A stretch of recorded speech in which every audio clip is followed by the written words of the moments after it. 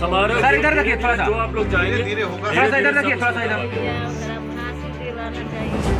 मिलना चाहिए। थोड़ा सा रुकिए ना महाराज, आप लोग का सेल्फी थोड़ा सा देखिए, इधर देखिए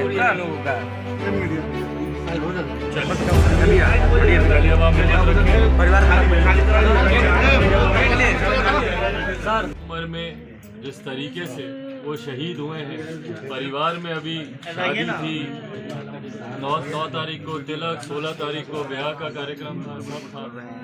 ऐसे में जिस तरीके से परिवार पर दुखों का पहाड़ टूटा है, भगवान हिम्मत दे परिवार को। हम लोग तो हैं ही इस दुख की घड़ी में सबके साथ ही में हम लोग चाहते हैं कि कम से कम सरकार अपने शहीदों पर तो कम से कम ध्यान दे। आज की तारीख में वो आप ही की कानून व्यवस्था को बचाने के लिए वो व्यक्ति शहीद हुए हैं। मैं खास तौर पर हमारे मुख्यमंत्री नीतीश कुमार जी, जो हमारे प्रदेश के गृह मंत्री भी हैं, उनसे मैं आग्रह करूंगा कि आप ही का एक जवान आज शहीद हुआ है यहाँ पर। कितने शूरवीर थे वो। आज जब उनका दुखद मृत्यु हुआ है, बताइए ना परिवार को देखने वाला कौन? उनके पिताजी को देखिए, उनके परिवार के बाकी लोगों को देखिए, कौन है उनको संभालने वाला? कम से कम इतना तो राज्य सरकार कर सकती है कि उनके आश्रितों को कम से कम एक सरकारी नौकरी दे, ताकि परिवार का पालन पोषण हो।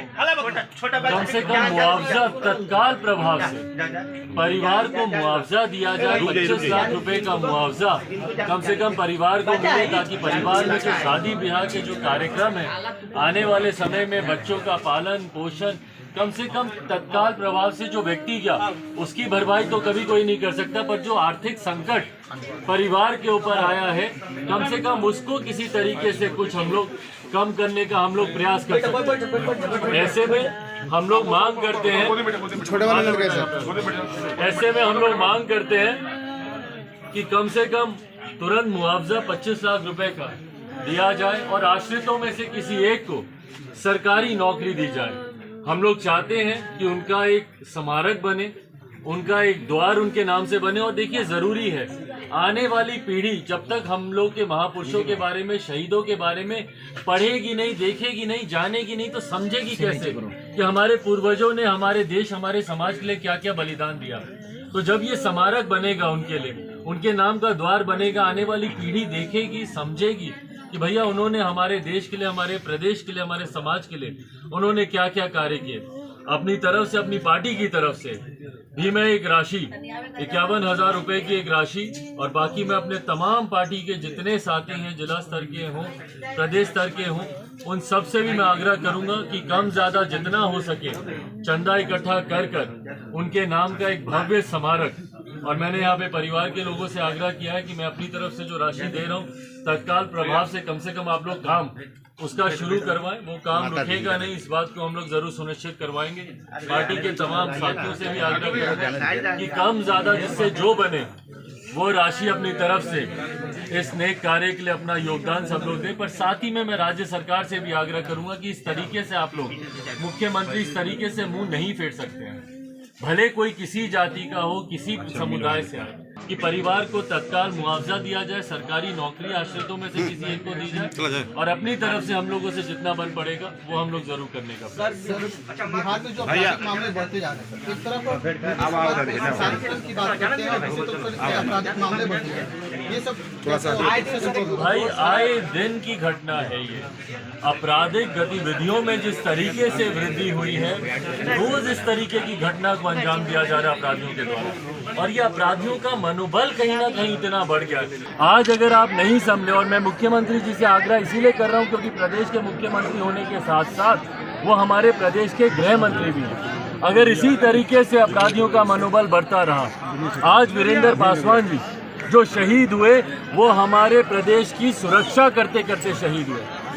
उनमें कम से कम इतनी हिम्मत, इतना साहस था कि बिना डरे निडर तरीके से अपराधियों से उन्होंने सीधा उनको लगाम कसने के लिए उन पर वार किया उन्होंने। और जिस तरीके से अपराधियों ने पलटवार कर आज उनको मौत के घाट उतारा, ये अपने में दर्शाता है कि अपराधियों का मनोबल कितना बढ़ा हुआ है। वीरेंद्र पासवान जी जैसे व्यक्ति जिन्होंने 12 साल तक प्रदेश में सुरक्षा को लेकर उन्होंने अपनी सेवा दी, यहाँ पर बिहारी सुरक्षित रह सके, हम लोग सुरक्षित रह सकें, उसके लिए वो दिन रात मेहनत करते रहे। और कितने साहसी थे, कितने मेहनती थे, ये अपने में दर्शाता है कि 12 साल में 41 पदक उनको मिले हैं।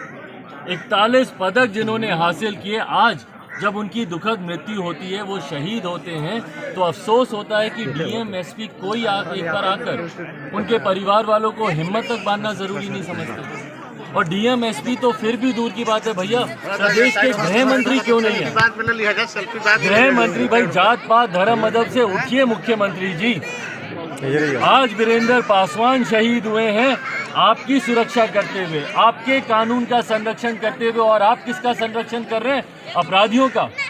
आज अगर आप यहाँ पर आकर परिवार के साथ आप खड़े होते तो आपसे परिवार की हिम्मत नहीं बांधते। आप मनोबल तोड़ते उन अपराधियों का जो सोचते हैं कि ऐसी घटना को अंजाम देकर हम लोग सुरक्षित बच सकते हैं। और होता भी यही है। आमतौर पर देखा जाता है आपराधिक घटनाएं घटती हैं, उसके ऊपर कोई कार्रवाई नहीं की जाती। और ये लचीला रवैया जो प्रदेश सरकार का है, हमारे मुख्यमंत्री नीतीश कुमार जी का है, शासन प्रशासन का है, यही मनोबल बढ़ाता है अपराधियों का।